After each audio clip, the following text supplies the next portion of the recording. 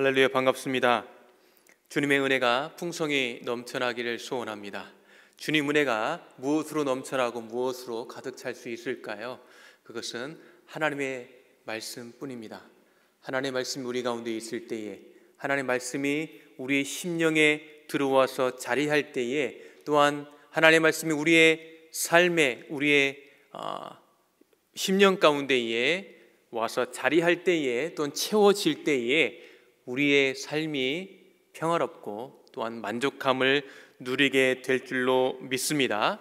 주님께서 주신 은혜가 말씀으로 풍성히 넘쳐나기를 소원합니다.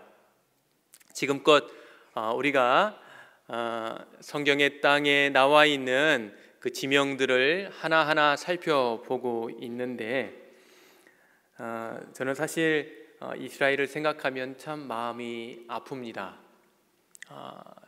이스라엘에 있는 사람들이 성경의 땅에 살면서도, 그리고 그곳에서 있었던 정말 구속의 사건이 있었음에도 불구하고 그들이 예수 그리스도를 알지 못하는 그 모습들을 바라보면서 너무나도 안타까운 마음들을 많이 갖게 됩니다.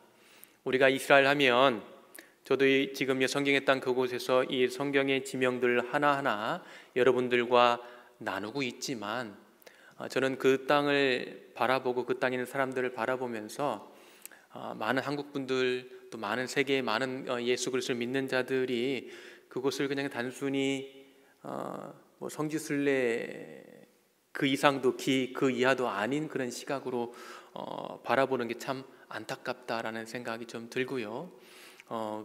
그 땅에 있는, 전 세계 모든 사람들이 예수 그리스도를 믿고 예수 그리스도를 주로 시인하는 그날을 위해서 우리가 힘쓰며 애쓰며 기도해야 되겠다. 그래서 그냥 여행지로만 생각하는 것이 아니고, 그 땅에 있는 사람들도 예수 그리스도를 믿어야 되겠구나. 그리고 그들도 오늘 나오는 내용 중에 아주 핵심적인 내용인 주는 그리스도시요 살아계신 하나님의 아들이다 라는 그런 고백이 있기를 저는 소망합니다. 우리가 이 시간을 통해서 지금 이 지도를 보면서 전에하고 다르게 지도를 좀 이제 보시게 될 거라고 생각되어지고요, 조금 더 친근하고 조금 더 가까워졌을 거라고 보여집니다. 물론 더 보셔야 되겠지만, 지금껏 그러면 내가 성경과 안 친했나? 아닙니다. 여러분 정말 친했죠. 친한데 그 친한 것 중에 안 친한 게 또 있어요. 그렇죠? 보면 지명들이 좀 어렵고 좀 그랬을 텐데, 이 시간을 통하여서 그 시간을 좀 극복하고 가까워지는 시간을 가졌으면 좋겠다라는 생각이 들고, 그래서 제가 처음에 여러분들과 함께 나누면서 이런 슬로건을 같이 외쳐봤습니다. 한번 따라서 하겠습니다. 하나님 말씀은 재미있고 맛이 있고 배부르다. 우리가 성경 말씀을 볼 때에 우리가 은혜롭다라는 표현을 하지만 재미있다는 표현을 잘 하지 않지요. 하나님의 말씀은 재미있습니다. 이 재미라는 것은 우리로 하여금 개그같이 그런 게 아니고, 이건 우리에게 즐거움을 준다는 그런 의미로 말씀드린 겁니다. 그리고 그러면 맛이 있어요. 맛이 있으면 많이 먹게 되어 있고, 먹으면 자라게 되어 있습니다. 우리의 신앙이 자라기 위해서, 우리의 믿음이 자라기 위해서 하나님의 말씀을 보고 재미있게 보고, 또 재미있게 볼 뿐만 아니라 맛있게 먹음으로 말미암아 우리의 신앙의 모습, 우리의 신앙의 키가 조금씩 더 성장하기를 간절히 소원합니다. 제가 지난 시간까지 한번 이 지명들을 살펴볼 때에 제가 한번 읊어볼게요. 금방 해요. 이거는 자, 여러분 생각나셔야 돼요. 제가 안 나면 안 돼요. 생각나셔야 되는데, 생각나셔야 됩니다. 자, 요빠, 가이사랴, 갈멜산, 이스르엘 골짜기의 동, 서로 기손강, 그 다음에 무깃도에 서서 북동방향 보고 12시 방향 다볼산, 1시 방향 모래산, 2시 방향 길보아산, 9시 방향 갈멜산, 11시 방향 나사렛. 이야, 이제 착착착 좀 생각이 나실 거예요. 조금 생각이 좀 나는 것 같아요. 그 정도면 만족합니다. 예. 그다음에 나사렛에 가서 예수님의 잘하심을 보았고요. 가나, 그다음에 갈릴리 바다 가서 예수님의 사역의 중심지였던 갈릴리 바다를 우리가 살펴보았습니다. 예수님과 갈릴리 바다 오전 근무야. 8시 디베랴, 9시 막달라, 10시 긴넬, 11시 팔복교회 다부가, 12시 가버나움, 11시 반 고라신, 점심 1시 베사다, 연장 3시 돼지 거라사. 이렇게 하면 딱 정리가 딱 되지요. 그 다음에 이제 오늘 네 번째 시간으로 이 갈릴리 북부 지역을 하시게 되겠습니다. 이렇게 하면 참 쉽죠?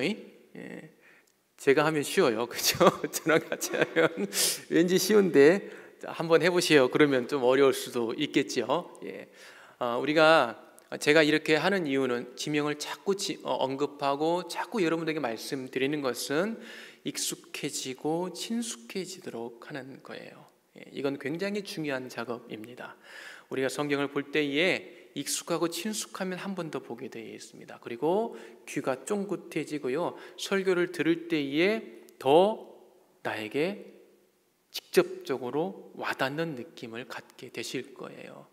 설교를 들을 때에 목사님께서 또 전사님께서 이렇게 설교를 할 때에 지명이 나오고 그다음에 그의 역사적 배경과 함께 등장을 할 때에 귀에 속속속 들어오는 느낌을 아마 받으실 줄로 믿습니다. 앞으로 그런 날이 지금도 그러시겠지만 이 지파 구분한 것도 잘 눈여겨 보시길 바랍니다. 오늘 중요하게 이 부분이 등장하기도 합니다. 이 부분을 그래서 잘 보시고 여기에 보시면 루벤, 이게 요단강이거든요. 이 가운데가 요단강이 있어요. 요단 동편, 요단 서편 이렇게 표현을 하는데 루벤, 갓, 므낫세 반지파, 시므, 유다, 베냐민, 단, 에브라임, 므낫세 반지파, 이사갈, 스볼론, 납달리, 아셀 지파 이렇게 어디쯤 위치하고 있는가 정도 알아두시면 굉장한 도움을 받을 수 있겠습니다. 블레셋은 그냥 이 지파들과의 관계를 위해서 참고로 그냥 거기다가 딱 넣어둔 겁니다. 블레셋이 이스라엘 지파는 아니지요. 오해가 없으시기를 바라겠습니다. 이게 블레셋의 위치가 이 이스라엘과 이스라엘 지파의 관계하고 굉장히 중요한 이 위치를 차지하고 있습니다. 늘 이스라엘을 괴롭히고 힘들게 했던 사람들이 블레셋이었는데 이 블레셋이 어디에 위치해 있는가?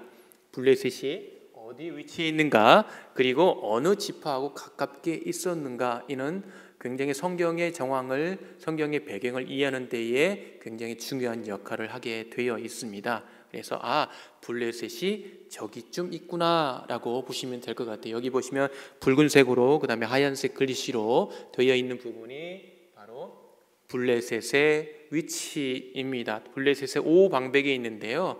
그 주요 방백이에요.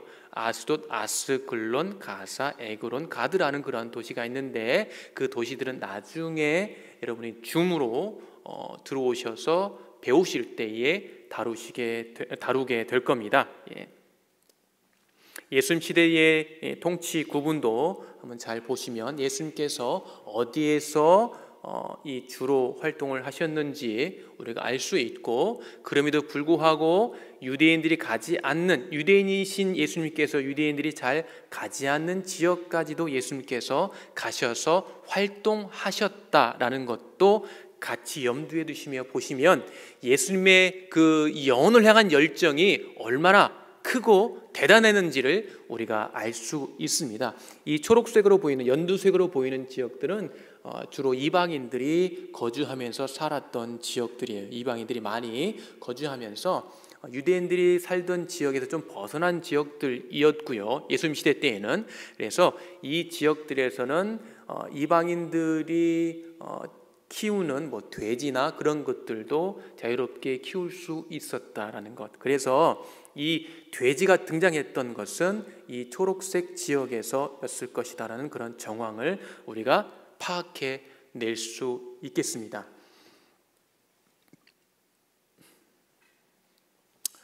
오늘 잠깐만요. 제가 말씀 한 구절 먼저 보겠습니다. 말씀 한 구절 먼저 보고, 마태복음 16장 16절 17절, 시몬 베드로가 대답하여 이르되 주는 그리스도시요 살아계신 하나님의 아들이시니이다. 예수께서 대답하여 이르시되 바요나 시몬아 네가 복이 있도다. 이를 내게 알게 하니는 혈육이 아니요 하늘에 계신 내 아버지시니라. 신앙의 고백이 온전히 우리 가운데에 예수 그리스도께서 베드로를 통하여서 받으셨던 이 신앙의 고백이 우리 가운데에 넘쳐날 수 있는, 그리고 그 고백이 풍성이 영원히 내 입에서 마르지 않는, 여러분의 입에서 영원히 떠나지 않는 고백이 되기를 간절히 소원합니다. 잠깐 기도합니다. 하나님, 이 시간에 복되신 주님의 말씀을 보면서 그 은혜 가운데에 깊이 들어가기 원합니다. 성령 하나님이여 말씀하여 주시고 단순히 지식만 담아가지 아니하도록 주 은혜를 더하여 주옵소서. 주님께서 말씀하신 은혜 가운데에 깊이 들어가고 그 은혜의 말씀에 반응하는 우리의 믿음이 되게 하여 주옵소서. 예수님 이름으로 기도합니다. 아멘. 여러분들은 믿음이 뭐라고 생각하십니까? 예수 믿는 거지 라고 아주 쉽게 생각하실 수 있는데요, 그거 맞습니다. 그런데요, 이 믿음이라는 건 반응이에요. 반응, reflection. 내가 예수 그리스도를 믿을 때에 내가 믿겠다고 고백하며 반응하여 나아가는 게 바로 우리의 믿음입니다. 믿음은 반응하는 것입니다. 말씀에 반응하는 신앙이 건강한 신앙이에요. 그죠? 애를 낳았어요. 애를 낳았는데 이 아기가 뭐 때려도 울지도 않고 뭐 꼬집어도 울지도 않고 이렇게 막 앞에서 웃겨도 까르르 웃지도 않고, 그건 건강하지 않다는 증거거든요. 건강한 신앙, 건강한 믿음은 반응하는 것입니다. 교회 안에서도 마찬가지예요. 이 설교 시간에, 예배 시간에요, 말씀이 선포될 때에 그렇군요, 아멘, 아멘, 그렇습니다, 이건 우리 당연한 반응입니다. 이게 뭐 우리는 그런 아주 거룩한 보수교단이기 때문에 그게 아니에요. 그거는 성경적으로 이건 굉장히 맞는 표현입니다. 아멘으로 화답하는 것은요. 죄송합니다. 그게 아니라면 모르겠지만 저는 성경이 말하는 대로 말씀드렸을 뿐입니다. 아멘은 그러니까 말씀에 화답하고 답해야지 믿음의 그 건강한 반응이다라는 것 여러분 생각하시면 좋겠습니다. 이 지명에 들어가기 전에 성경 식물도 제가 몇 가지 다룬다고 첫 번째 시간에 잠깐 말씀드렸었는데요. 성경에 나오는 식물 몇 가지를 한번 살펴보겠습니다. 이런 것도 해요, 그죠? 재밌죠? 쥐엄 열매. 이건 참 성경에 한 번 나옴에도 불구하고 많은 분들이 궁금해하시더라고요. 쥐엄 열매가 뭐지? 왜냐하면 본인이 탕자하고 투영되기 때문에 굉장히 관심이 있더라고요. 야, 쥐엄 열매 어떻게 생긴 거예요? 대체 어떤 모양인 거예요? 라고 이렇게 물어보시는 분들이 종종 있습니다. 누가복음 15장 11절에 32절에 나와 있는 탕자의 비유에서 나오는 이 식물이고요. 여기 보면 돼지가 먹었다라고 표현하고 있습니다. 예수님 당시에 그러니까 이 식물은 그렇게 환영받지 못하는 그런 식물이었습니다. 지금은 그런데 중부동 지방에서 건강식품으로 팔리는 그러한 그 식물 중에 하나예요. 옛날에 우리나라의 어려운 시기에 보릿고기 시기 때에 그냥 없어서 그냥 겨우 먹었던 그 음식들이 지금은 어때요? 건강식품으로 팔리는 경우는 많이 있잖아요. 예. 이것도 그런 것 같고요. 이 중군동 지역에서는 이 쥐엄나무 열매, 여기 보면 이게 열매예요. 이게 열매. 이 열매가 이거는 아직 안 익었을 때고 지금 이게 익었을 때예요. 콩같이 생겼는데요. 콩 모양이고요. 그래서 캐럿콩이라고 불려지기도 합니다. 그런데 중군동 지방에서 이게 위를 보호하는 위장에 좋은 그런 식물로 그렇게 알려지고 있고요. 그렇게 먹고 있습니다. 그래서 죽으로도 먹기도 하고, 그 다음에 끓여서 이렇게 냉차로 먹기도 합니다. 예. 이게 보니까 캘리포니아에 있어요. 이 나무가 있더라고요. 나무가 있고 그 다음 열매도 있더라고요. 이렇게 생겼어요. 열매가 이렇게 생겨서 혹시 이렇게 보이는 게 보이면 저게 쥐엄 열매구나 라고 생각하시면 돼요. LA 한인타운에서 제가 봤거든요. 그렇다면 다른 지역에도 분명히 있을 것 같습니다. 그리고 이 열매를 씹으면 이거를 이 씨를 먹는 게 아니고 이 열매를 이 껍질을 먹는 거예요. 껍질. 이 껍질이 씹으면 달큰합니다. 단맛이 나는 건데 이거를 끓여서 냉차로 중동 지역에서 이렇게 거리에서 팔기도 합니다. 쥐엄 열매, 이게 쥐엄 열매 이 씨앗이 굉장히 중요한 역할을 하는데, 여러분 보석 좋아하시죠? 보석의 중량 이 1캐럿, 2캐럿 뭐 그렇게 얘기하잖아요. 그게 여기에서 온 겁니다. 이 씨앗 하나가 1캐럿이에요. 그러니까 0.25g인가 그렇게 돼요. 이게 기본 단위로 사용됐던 거고요. 또 그리고 이거 유럽 사이즈 신발 사시면 신발 사이즈 보면 EU 써 있고 밑에 무슨 숫자 써 있죠. 그게 유럽에서 사용하는 그 사이즈인데요. 그게 이 씨앗 숫자입니다. 그게 44개. 이게 44는 44개를 쭉 늘여놓은 거예요.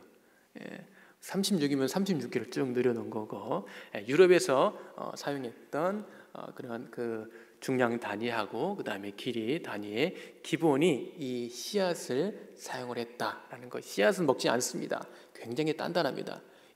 이 다 나갑니다. 그러니까 이거는 껍질을 먹는 겁니다. 껍질을. 쥐엄나무가 이렇게 생겼어요.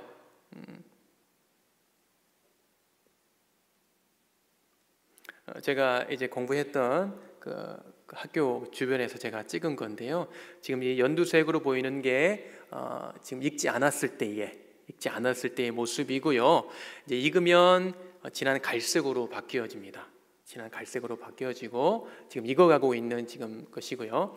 그리고 씨앗은 뭐 겨자씨보다는 좀 커요. 제 손바닥에 지금 올려서 제가 지금 촬영을 했는데, 쥐엄 열매 씨앗입니다. 쥐엄 열매 씨앗. 혹시 이런 나무나 이런 씨앗을 보시면 저게 바로 쥐엄 나무, 쥐엄 열매구나. 캘리포니아 오늘 또 큰일 났다. 이제 거리 다니시면서 이제 쥐엄 나무가 뭔지 이제 찾아보시느라고 그러실 것 같은데, 왜냐하면 우리가 이 탕자의 모습을 보면서 누구를 봅니까? 우리 자신을 보게 되거든요. 나 자신을 보게 돼요. 내가 그런 존재였는데 하나님 아버지께서 나를 사랑하셔서 나를 받아주시고 나를 품어주시고 하나님 백성 삼아주신 것 얼마나 감사한지. 그래서 이 쥐엄 열매는 더 친숙합니다. 마치 내 열매인 것 같고 내 건 것 같고 내 거인 것 같고 그런 생각이 드는데, 실제 이렇게 지금도 이렇게 이거 슈퍼에서 파는 거예요. 이스라엘 슈퍼에서 팔아요.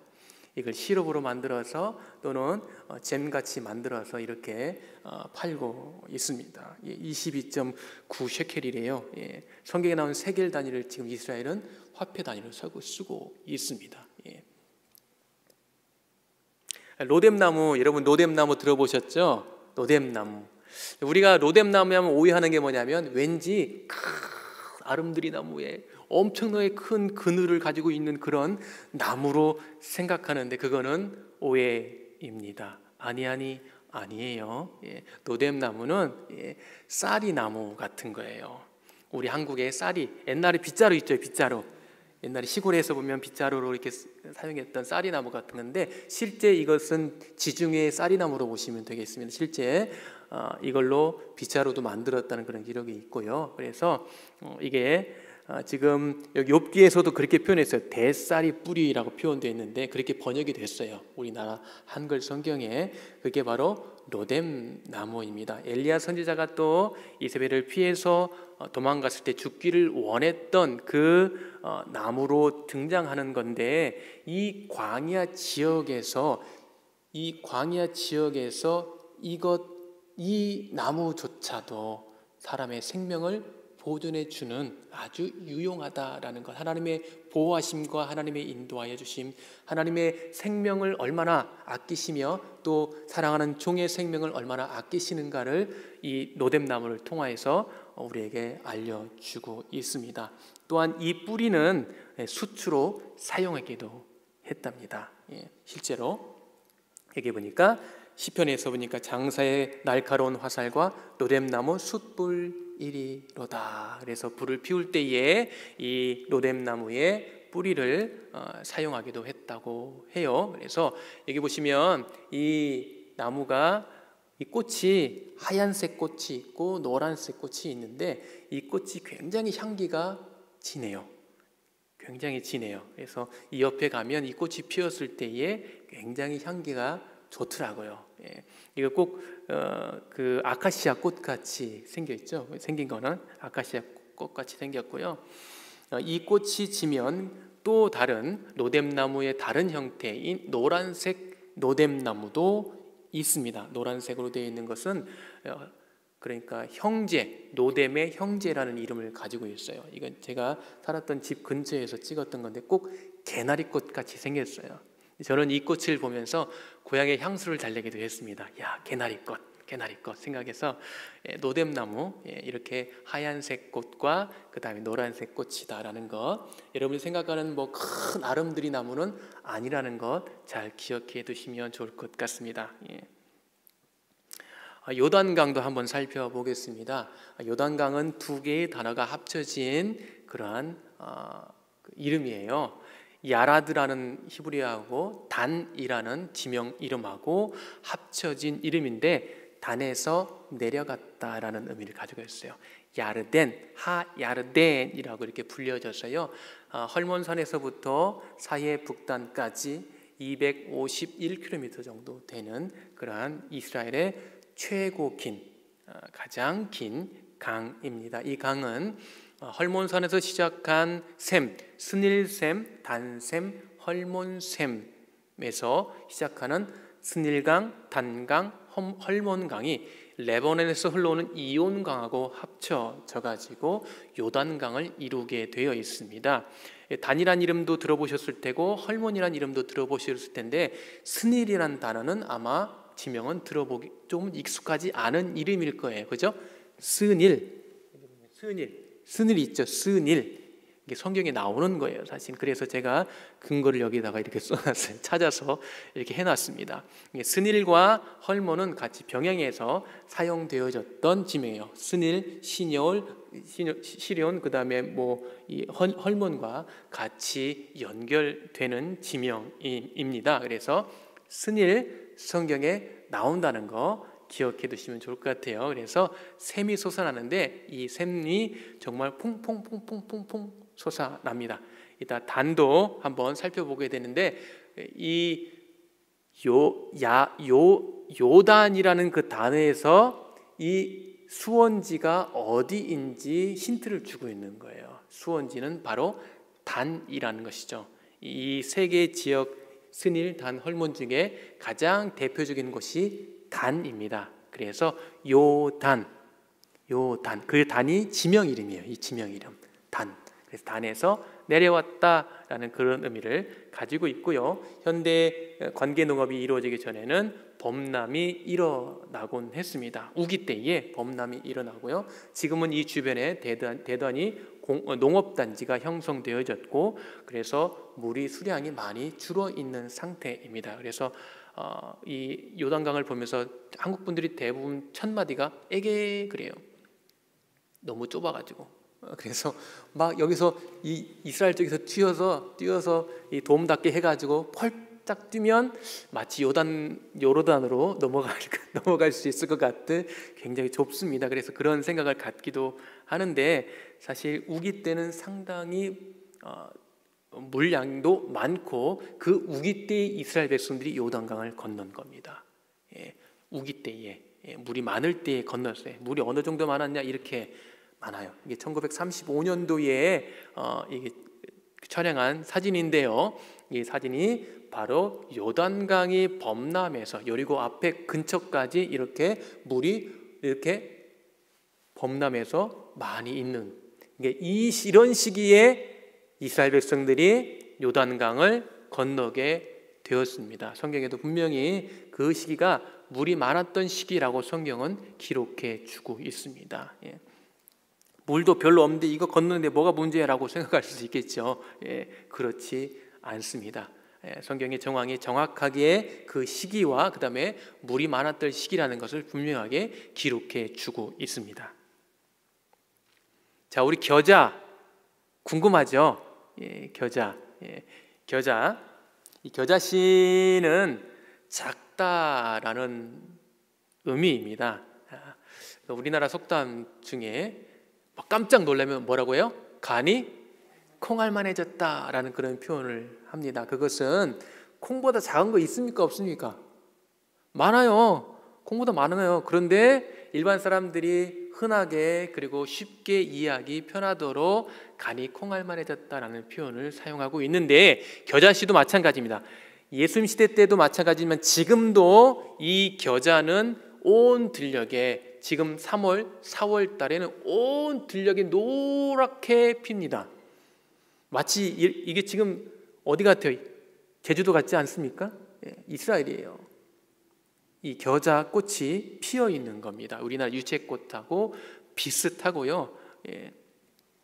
이스라엘 전역에 피는 한해살의 풀입니다. 한해살의 풀이고 여기 보면 굉장히 작은 씨앗이 보이는데 이 씨앗은 겨자씨는 아니고요. 이거는 야생 담백과에 나오는 그런 씨인데 이거보다 조금 더 큽니다. 조금 더 크고 이게 사람이 서서 이렇게 키가 좀 키를 넘기도 하고 대부분 키는 넘진 않습니다. 그런데 키가 넘는 그런 그 겨자도 있고 씨앗은 이렇게 생겼어요. 검은색 또는 노란색으로 되어 있습니다. 그런데 이것도 그 99 가시면 파는 데가 있어요. 이 씨앗을 제가 또 찾았어요. 99센트 써 있는데 보니까 씨앗 파는 부분에 머스타드 씨드를 팔더라고요. 이것도 있더라고요. 노란색도 있고 검은색도 있고. 그리고 새들이 깃든다라는 게 어떤 분들은 이렇게 오, 이런데 무슨 새들이 깃들어요? 라고 그럼 새는 새 나름이죠. 무슨 이런데 뭐 독수리가 와서 앉겠습니까? 뭐 하겠습니까? 작은 새들이 와서 이렇게 깃들게 됩니다. 이렇게 식물과 지명과들을 잠깐 살펴보았고요. 오늘 이 갈릴리 북부 지역을 살펴보게 되는데 왜 지명 안 하는가라고 생각할 수 있는데 저는 분명히 말씀드렸습니다. 첫 번째, 우리가 이 시간을 통해서 지명과 성경 나오는 식물도 살펴보게 될 거라고 제가 분명히 말씀드렸기 때문에 이제 불만 갖지 마시고 자, 오늘은 갈릴리 바다의 북쪽 지역을 살펴봅니다. 갈릴리 바다 북쪽 지역을 살펴보게 되는데 그 지역은 하솔, 게데스, 아벨벳 마아가 단, 가이사랴 빌립보 또는 빌립보 가이사랴, 활몬산 등을 우리가 살펴보게 될 겁니다. 이 지명들 중에 아시는 지명도 있고 처음 보는 지명도 있으실 것 같은데요. 그런데 이 지명들이 다 성경에 나오는 지명들이고 이 지명들은 또한 성경의 아주 중요한 장소로 등장한다는 사실입니다. 혹시 모르셨다면, 혹시 처음 보는 지명들이 있다면 회개해야 돼요. 우리가 말씀을 사모한다면서 왜 저를 몰랐지? 라고 생각했던 거. 자, 우리 이 갈릴리 바다에서 북쪽으로 이제 이동을 해서 첫 번째로 살펴볼 곳은 바로 하솔입니다. 하솔. 이 우리가 살펴보았던 팔복교회 타부가 예수님의 산상수훈이 있었던 장소에서 북쪽으로 약 한 16km 정도, 한 10마일 정도 이동을 하면 나오는 도시입니다. 고대 도시이고요. 이 하솔로 올라가는 길 동쪽 편이거든요. 동쪽 편에 이렇게 흐르는 강이 아까 말씀드린 요단강인데, 이 강은 상부 요단강 또는 상요단강이라고 합니다. 이 갈릴리 바다를 중심으로 위에 있는 강은 상부 요단강 또는 상요단강이라고 그러고요. 그 다음에 이 갈릴리 바다 남쪽에 흘러가는, 그러니까 염해로 흘러가는 그 강은 하요단강, 하부 요단강 이렇게 표현을 합니다. 그래서 이 갈릴리 바다 주변에 있는 도시들도 우리가 기억할 뿐만 아니라 그 주변에 있는 강이 어디에 위치해 있는가, 그리고 이 상부 요단강 동쪽 편에 있는 이 지역이 바산골란, 성경의 바산골란이라는 지역입니다. 또한 그술이라는 지역도 이곳에 포함되어져 있습니다. 그술, 저술도 아니요, 이술도 아니요, 그술. 예, 그술. 이 벳세다가 있었던, 벳세다가 누구의 고향이었죠? 베드로, 안드레, 빌립의 고향이었습니다. 이 벳세다가 포함되어 있는 지역이 이 구약 성경 시대 때의 그술 지역이에요. 왜 이렇게 그술 지역을 말씀드리냐면요, 이 압살롬이 이제 그 자기 친 여동생이 이복형 암논에게 이제 좀 몹쓸 짓을 당합니다. 그리고 난 다음에 복수를 계획해요. 복수를 계획하고 바알 하솔에서 암논을 초청해서 암논을 죽입니다. 그리고 아버지한테 혼날까봐 어디로 도망가냐면 그술로 도망갑니다.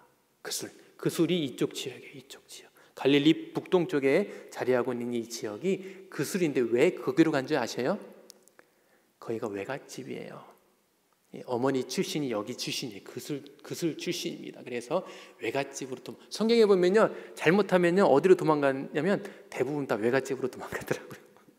외갓집으로 도망가요. 성경 내용을 잘 보시면 그래요. 성경에 실수하고 뭐 죄지고 그러면 혼날까봐 어디로 가냐면 외갓집으로 가는 일들이 흔하게 있더라고요. 그래서 이 압살롬도 외갓집으로 도망갔던 겁니다. 그래서 이 지역이 그술이라는 것, 그리고 이제 바산 골란 지역이고요. 그다음에 여기에서 북쪽으로 10마일 정도 올라가면 하솔이라는 지역이 나옵니다. 지명이 나옵니다. 다 같이 하솔. 이 중앙산왕 에브라임 산지에 있는 산은 바알 하솔이에요. 앞에 바알이 하나 더 붙습니다. 압살롬이 암논을 죽였던 장소는 바알 하솔이라는 곳이고, 여기는 그냥 도시 이름으로서 하솔이란 이름을 갖게 됐고, 이 하솔은 우리가 잠깐 살펴봤었는데 이 이름이 어디에서 등장했냐면 다볼산 이야기를 할 때에 등장을 했었습니다. 기억나십니까? 다볼산에 바락, 드보라, 그리고 그 상대 적국이 누구였냐면 하솔왕 야빈의 군대 장관 시스라였어요. 시스라. 그래서 하솔 왕, 이 하솔 지역, 하솔 지명의 도시의 왕 야빈의 군대 장관 시스라, 그렇게 살펴보았습니다. 처음 듣는 말씀은 아니겠죠? 분명히 들었습니다. 지난 시간에 말씀드렸었어요. 하솔은 이 가나안 시대, 이스라엘 백성들이 가나안 땅을 정복하기 전에 이 도시는 이 북부 가나안 지역의 대장이었어요. 성경엔 머리라고 표현되어 그러니까 대장이니까 모여! 그러면 그 하솔 왕 야빈한테 쭉 모이는 거예요. 주변의 가나안 족속들이 외세의 침략이 있을 때 연합을 잘했거든요. 이 가나안 족속들은 연합을 잘하는 사람들이었어요. 족속이었어요. 그래서 외세의 침입이 있을 때에 모여 할 수 있는 오피니언 리더가 바로 하솔이었어요. 그래서 모여라 할 때에 모이게 했던 도시 하솔, 그 하솔의 왕 누구라고요? 야빈. 자, 시대적 갭을 두고 이 야빈이라는 이름이 등장합니다. 그죠? 여호수아 정복시킬 때도 나오고 사사 시대 때도 나옵니다. 그렇게 그런 정황들 볼 때에 하솔의 통치자 명칭이 아마 야빈이었던 것으로 보여집니다. 마치 이스라엘의 바로 불리듯이 그렇게 불렸던 것으로 보여집니다. 여호수아 11장 가나안 북방의 머리 역할을 했던 이 하솔 왕 야빈, 제가 이렇게 넘어갔을까요?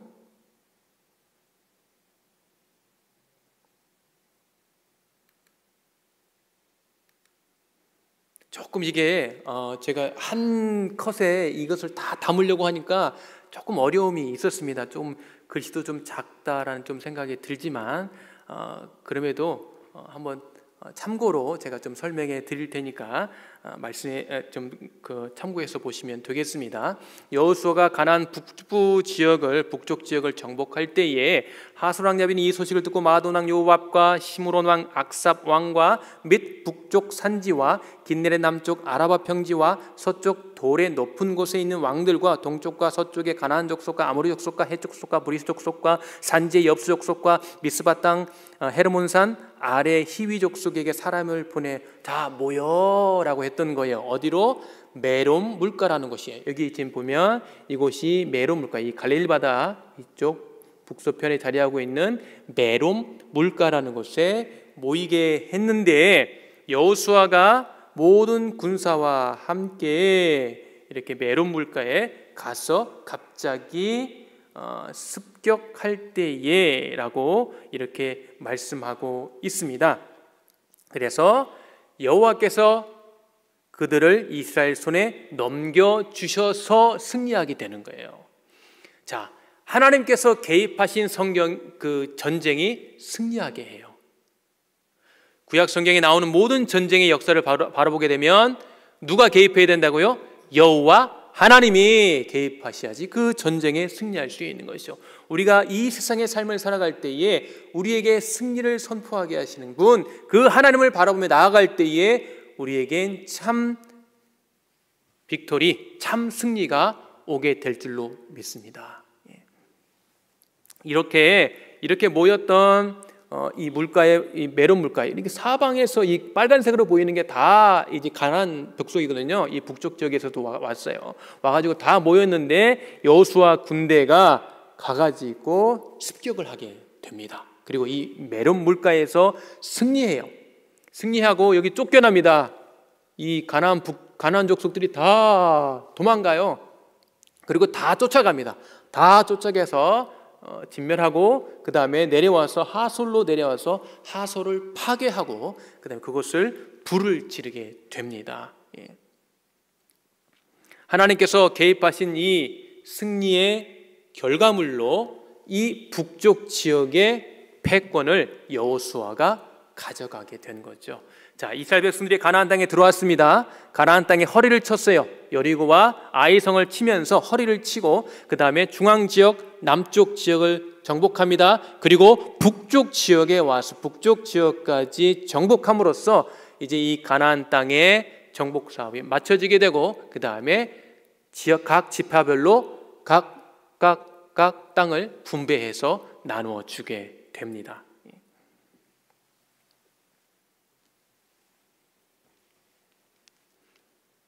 자, 그 다음으로 우리가 살펴봐야 될 것이 이제 그 위쪽에 난 도시를 살펴보게 되는데요. 열왕기하 15장에 보게 되면 아수르 왕 디글랏 빌레셀 침략 이야기가 등장을 합니다. 아수르 왕,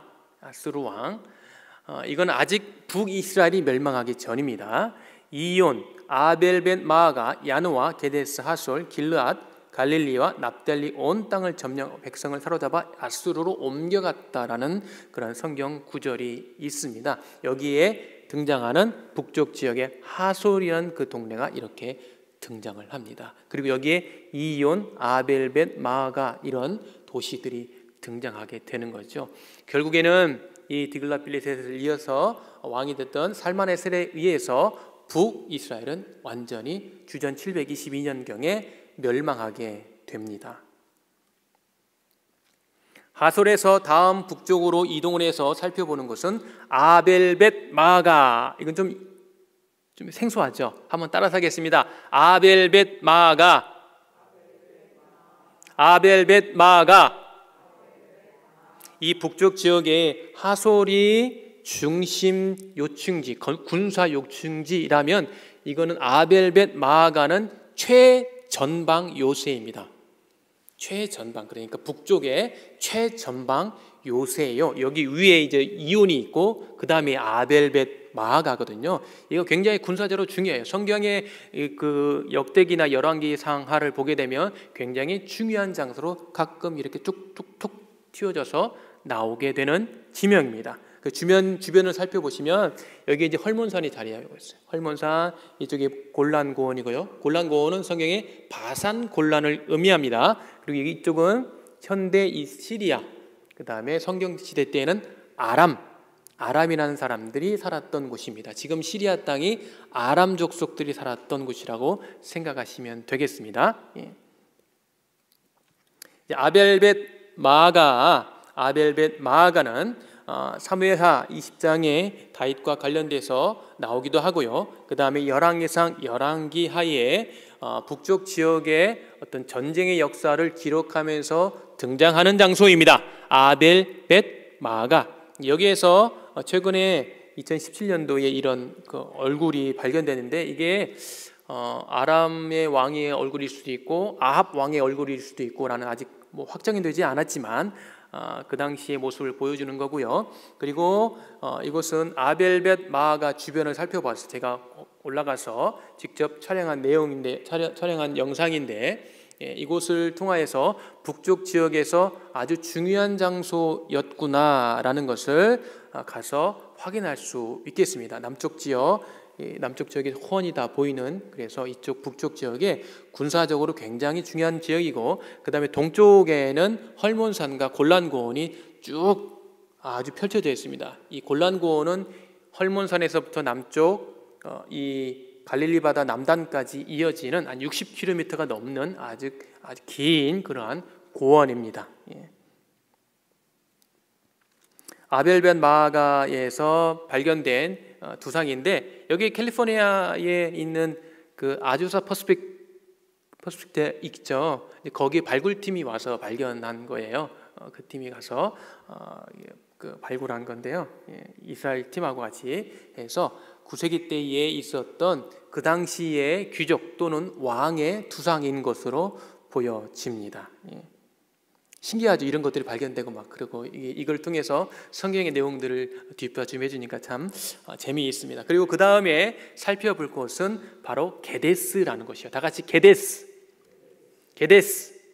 자, 아벨벳 마가 다시 밑으로 좀 내려와서 보게 되면 게데스라는 곳이 나오는데, 게데스는 어떤 곳이냐면 여러분 도피성이라고 들어보셨죠?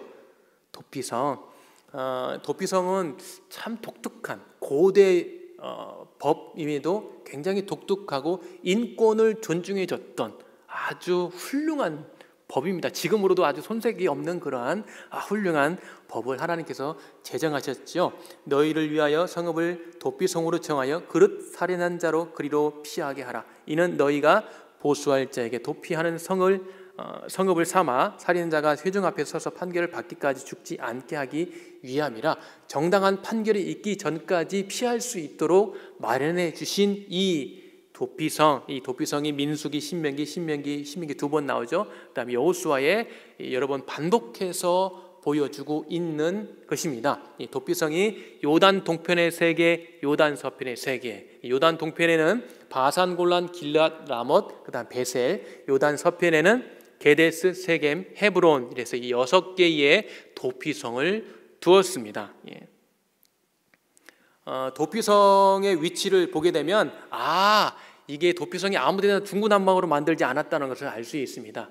가깝게 쉽게 각 지파 사람들이 쉽게 접근할 수 있도록 도피성을 또 마련해 줬어요. 이 기가 막히거든요. 그래서 게데스 이 주변 지역, 그 다음에 세겜, 그 다음에 헤브론을 중심으로, 그 다음에 바산 골란을 중심, 그 다음에 길라, 라못, 베셀 이렇게 중복되도록, 중첩되도록 만들어서 이런 억울한 죽음이 없도록 하는 그런 장치, 법적으로 그런 장치를 마련해 주신 하나님, 기가 막힌 하나님이십니다. 예. 자, 게데스에서 이제 북동쪽으로 이동해서 보게 되면 단이라는 것이 나옵니다. 단. 다 같이 단. 자, 여기 단이라는 도시가 게데스에서 한 18km 북동쪽에 자리하고 있는데, 여러분 단지파는 어디에 할당을 받았을까요? 아까 제가 처음에 지파 구분할 때에 이쪽에 블레셋이 있습니다 라고 했던 거 있죠. 그 블레셋 주변에 단이 있어요. 단이 있어요. 그 내용을 좀 이따 좀 살펴보게 될 텐데, 단지파는 평지 아얄론 골짜기를 따라 서쪽으로 요빠 동쪽 지역까지 분배를 받았어요. 그러니까 저 밑에 있었어요. 그런데 지금 이 지역은, 단은 지금 북쪽에 있습니다. 북끝단에 자리하고 있어요. 사사기 17장, 18장 말씀을 통해서 이 단이라는 도시가 생겨나게 된 배경을 말씀해 주고 있습니다. 이 이야기 하려면 아주 길어요.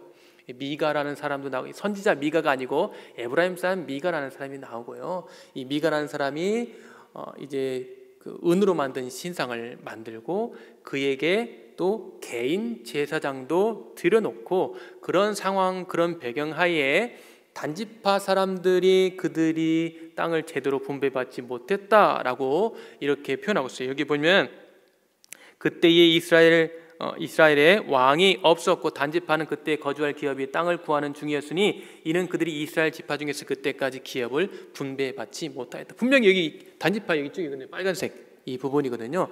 공교롭게도 그 앞에 내용이 삼손 이야기예요. 삼손이 단지파예요. 삼손이 단지파고, 단지파 이야기가 끝나고 그 다음에 단이라는 도시가 세워지는 배경을 사사기 17장 18장에 말씀해 주고 있습니다. 단지파의 주변 이 블레셋, 이 유다는요 그래도 산지에 있어요. 산지에 있어서 블레셋과 바로 직접적으로는 대면하진 않아요. 물론 이 땅 지파, 이 기업이 거기까지 포함되어 있지만 그렇게 직접적으로는 그렇게 연관이 없었습니다. 그 당시에. 단은 바로 옆에 있단 말이에요. 바로 옆에 있고 늘 블레셋과의 갈등이 있었던 그런 장소였습니다. 자, 그래서 이 단지파 사람들이 여러 정황상 다른 곳을 찾아야 되겠다. 그래서 다른 곳을 찾았던 곳이 바로 단. 지금 우리 이 성경의 지도에 보게 되면 저 북끝단에 있는 도시 단이죠. 단. 그래서 이스라엘의 영토를 표현할 때에 단에서 부엘셰바까지라고 표현하죠. 마치 우리나라 한라에서 백두까지 이렇게 표현하듯이, 백두가 위에죠. 백두에서 한라까지죠. 백두에서 한라까지 이렇게 표현하듯이 그렇게 표현하는 대표적인 장소가, 북쪽의 대표적인 장소가 바로 단입니다. 단. 이곳에 수원지가 있다 그래서 요단강의 수원지. 여기 물 보이세요? 물 양이 엄청나죠. 예. 이 단에서, 이 헐몬산에서 품고 있는 물을 이렇게 1년 내내 내보냅니다. 이게 그 1년 동안 거의 같은 수량이 나오고, 뭐 우기 때는 더 좀 많아지긴 합니다. 물량이 굉장히 많고 시원하고 굉장히 깨끗합니다. 굉장히 깨끗해요. 여기 N단이라고 이게 메인 스프링인데 이게 수원지입니다. 이게 수원지인데 2억 4천만 큐빅이라고 표현하더라고요. 근데 이게 가늠이 안 가더라고요. 저는 가늠이 안 가요.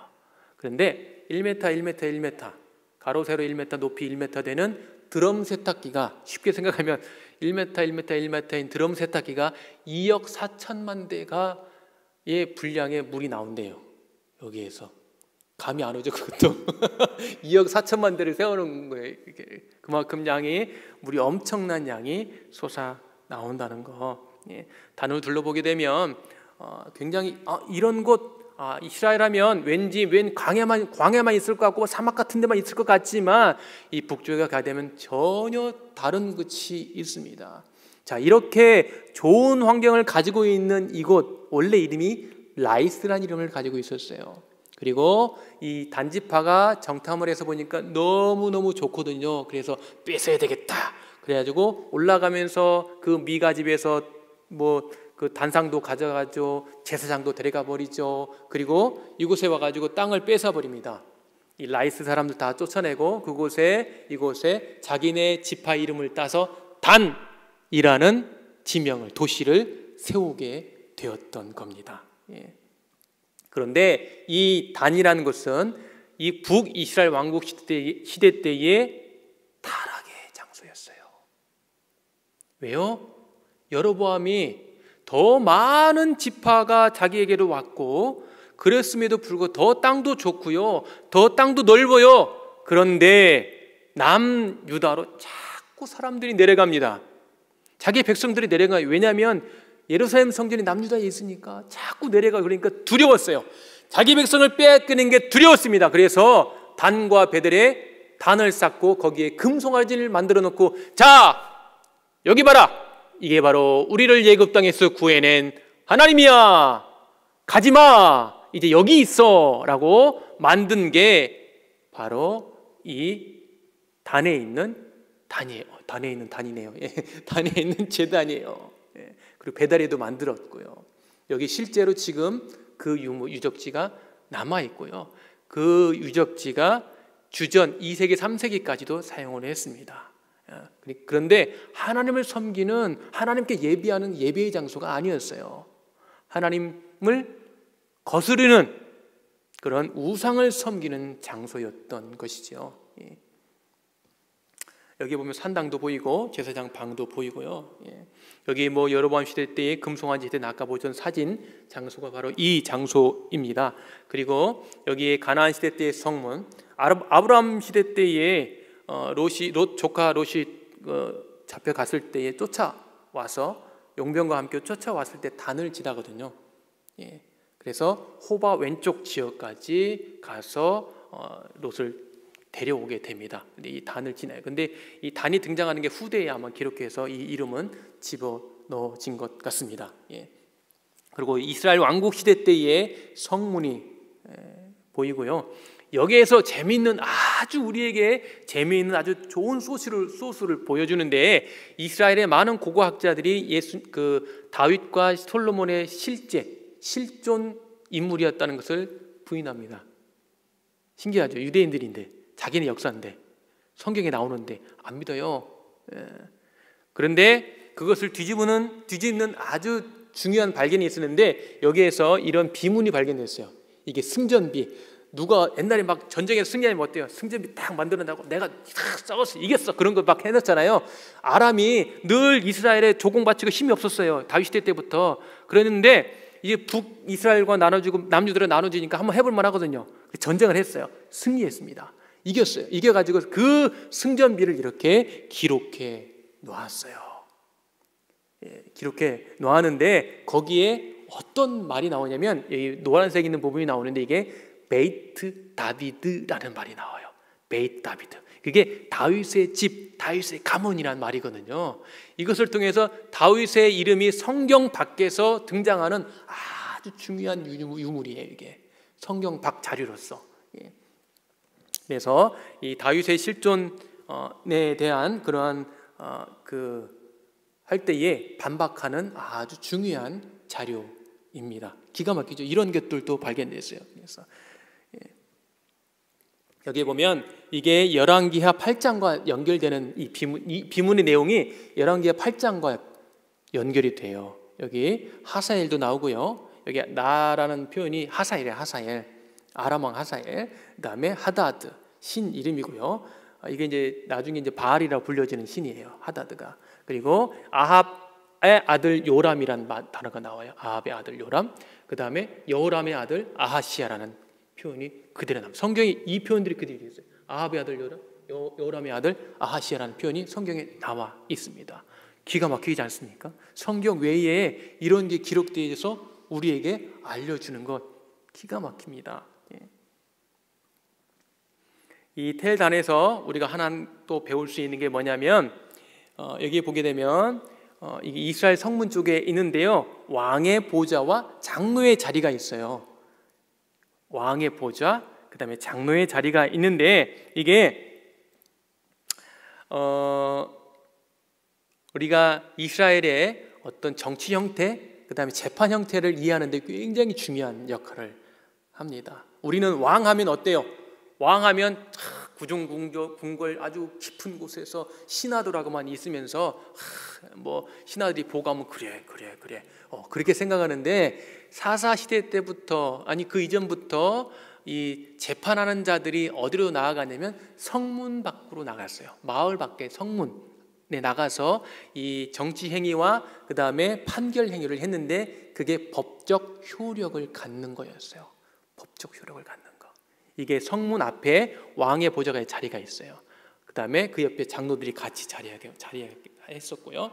자, 보게 되면 자, 이 표현이 있는데, 자, 사무엘하 19장에 보면 왕이 일어나 성문에 앉으며 어떤 사람이 모든 백성에게 말하되 왕이 문에 앉아 계신다 하니 모든 백성이 왕 앞에 나오니라. 이게 그냥 아무것도 아닌 내용 같잖아요. 근데 이 내용 굉장히 중요한 것을 내포하고 있습니다. 왜냐하면 이 다윗의 아들 압살롬이 반역을 합니다. 쿠데타를 정변을 일으킵니다.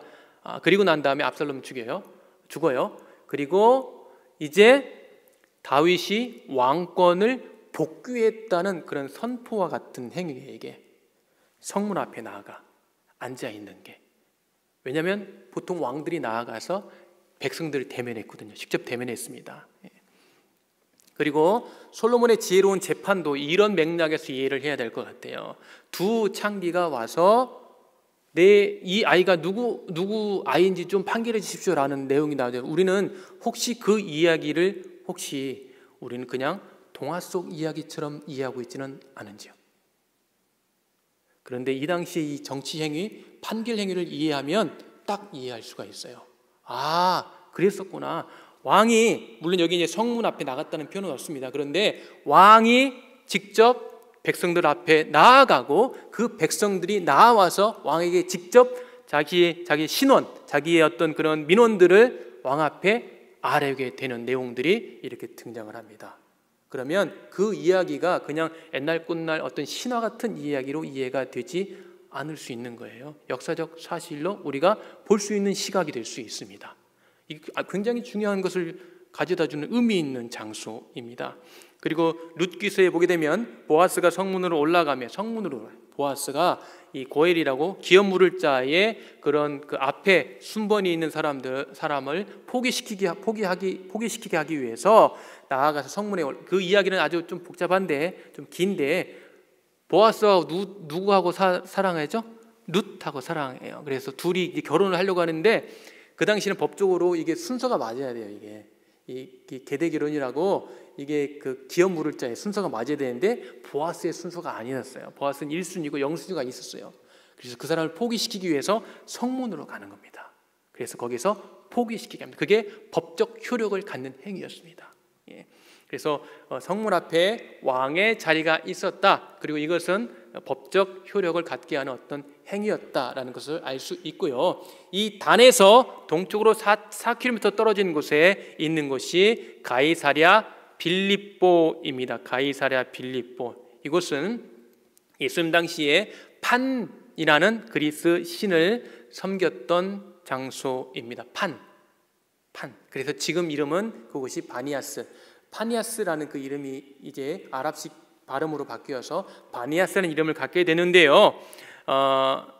여기에서 베드로가 주는 그리스도시요 살아계신 하나님의 아들입니다라고 고백하게 되었던 거죠. 아마 제자들이 설문조사를 나갔든지 아니면 예수님께서 시켰든지 내가 누군지 한번 알아봐라고 할 때에, 어떤 사람은 세례요한, 엘리야, 에레미야, 선지자중에 하나라고 할 때에, 그럼 너희들은 나를 뭐라고 생각하지? 라고 할 때에 베드로가 나와서 주는 그리스도시요 살아계신 하나님의 아들이십니다 라고 고백했던 신앙의 정수의 현장이 바로 가이사랴 빌립보, 우리 개정 성경에는 빌립보 가이사랴로 표현되어 있죠. 자, 이 말은 뭐냐면, 빌립보가 뭐냐면 소유격이에요. 보가 소유격.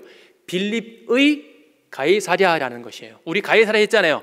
저기 지중해 해안가에 있는 해안가 가이사랴가 있고요. 그 다음에 여기는 내륙에 있는 빌립에 의해서 명칭된 가이사랴라는 그런 의미를 가지고 있는 곳입니다. 예. 여기는 판신을 주로 섬겼던, 그러니까 영적으로 아주 혼탁한 지역에 가서 예수님께서 물어보신 거예요. 예, 이곳이 판신. 이 판이 반은 염소 모양, 반은 인간 모양인데 이 신을 주신으로 삼았던 신전이 있었던 장소입니다. 판이라는 게 고유명사로 그 신 이름도 되고, 그 다음에 일반 그 뜻으로는 모든이란 의미를 가지고 있습니다. 모든, 뭐 그런 의미를 가지고 있고요. 이 판이란 단어에서 나오는 게 패닉이에요. 패닉. 이런 패닉, 내가 패닉에 빠졌어, 그런 표현 있잖아요, 그렇죠? 패닉, 공황 상태 빠졌다라는 건데, 이게 뭐냐면 이 신이 음란한 신이었어요. 그래서 여자 요정들을 보면 막 환장을 한 거예요. 그래서 이게 여자 요정들이 이 판신만 나타나면 공황 상태에 빠졌다라고 해서 패닉이라는 단어가 왔고요. 또 판이란 그 모든이란 단어에서 요즘 많이 사용하는 팬데믹이라는 말이 나왔어요. 팬데믹.